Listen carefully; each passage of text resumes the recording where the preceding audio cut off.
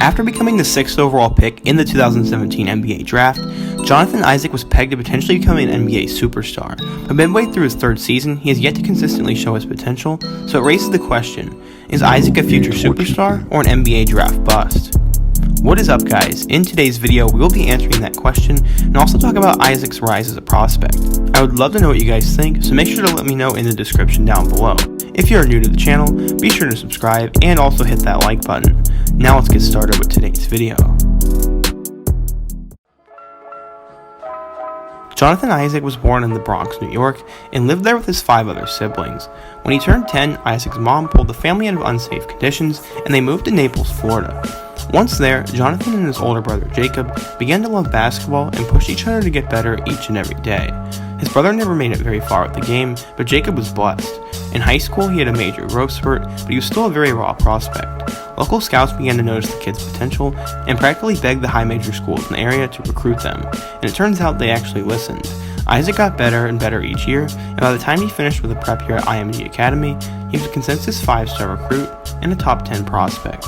Isaac stayed loyal to the state of Florida and committed to play for Florida State, but he would potentially have an opportunity to go straight to the NBA.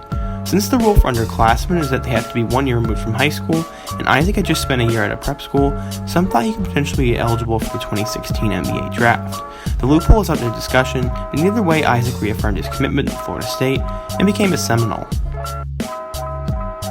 Going into the 2016-17 season, Florida State was under head coach Leonard Hamilton, and he was placed on a talented roster that included Dwayne Bacon, Xavier Ratton-Mays, and Terrence Mann. The Noles were picked to finish 8th in the preseason ACC poll, but ended up defying all expectations. Florida State won 15 of their first 16 games, and climbed as high as number 6 in the polls.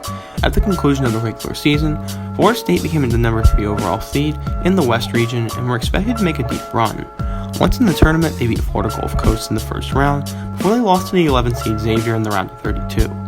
On the year, Isaac averaged 12 points, 7.8 rebounds, 1.2 steals, and 1.5 blocks a night, while becoming part of the All-ACC freshman team. At the conclusion of the season, Isaac declared for the 2017 NBA draft and was expected to be a top pick in the draft. At 6'11", Isaac was a tall, lengthy wing player who had shown flashes of a three-point shot in college, but was never a pure shooter. Scouts knew he had unlimited potential on the defensive side of the ball, but would he ever be able to put it together on the offensive end? He was considered the most notable boomer-bust prospect in the 2017 NBA draft, as he was compared to Kevin Durant and Giannis Antetokounmpo. The Magic ended up taking Isaac with the number 6 overall pick, and he was expected to be a project player. Isaac was expected to come off the bench as a rookie and be a role player for the team. Jonathan had an elite ability to guard both the perimeter and the interior on the defensive side of the ball. He was an elite level shot blocker in college, and his blocks in college rivaled that of some of the premier center prospects such as Justin Patton and Jarrett Allen. His elite level wingspan allowed him to defend guards and rack up a ton of steals. Because of his physically gifted body, Isaac is a small forward who had the ability to defend every single position on the court, but would he become anything more than that? Isaac played in 12 of the team's first 13 games and had 43 rebounds and 15 blocks, but failed to score in double figures more than once before he went down with an injury. This would be the story of his rookie season, as he would miss 47 games due to an ankle injury. Their defensive potential was showing, as the Magic had their highest defensive efficiency when Isaac was on the court, but his offensive game had not improved much. He shot 34% from the three-point line, but only attempted 1 a game. Expectations rose for Isaac in his second year, and many thought he was poised for a major breakout season.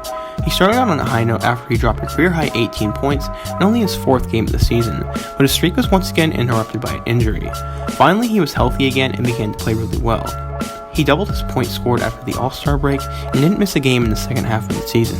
Isaac's offensive ability even got better as he scored in double figures in 37 games, but never eclipsed the 20-point mark, which led some people to believe his scoring ability had reached its ceiling. His impact was now being felt on both the defensive and offensive end, as he helped lead the team to the NBA playoffs as the 7th seed. Even though they lost in the first round, Isaac gained valuable postseason experience. On the year, he averaged 9.6 points, 5.5 rebounds, and 1.3 blocks, but his three-point shooting percentage dropped to 32%. Isaac improved from his rookie season, but when was he going to take the next step? It's not like he was on a roster that would be holding him back from becoming the star that he could be. Going into this current NBA season, Isaac was once again poised to break out and become the Magic's best player. He dropped a career-high 20 points in only his 3rd game and was continually scoring in double figures before another small injury. When he returned, he continued scoring at an efficient level, but he's now becoming a monster on the defensive side of the ball. He was at one point leading the NBA in block shots, while putting up career-high numbers in both steals per game and also committing very few fouls a game. he was becoming a serious candidate for Defensive Player of the Year in the NBA, but like most of his career, an injury was going to get in the way. On the first night of 2020, Isaac suffered a knee contusion and has been inactive ever since. There's even potential he will miss the remainder of the year. After analyzing what has happened to Isaac so far in his career, I think he is somewhat of a bust to this point, but the majority of it is not his fault. Injuries have slowed him down over his career so far, everything else is on him. His shooting form is not even close to that of a natural scorer, he has failed to really show he can score at a high level, and he has yet to show a killer instinct on the court. Yes, I really like Isaac, and I think he can be a really good player in the NBA, but when you're compared to the likes of Kevin Durant, projected to be the superstar of your team, and haven't shown much of an offensive glimpse by year 3, I think you are a bust compared to your hype.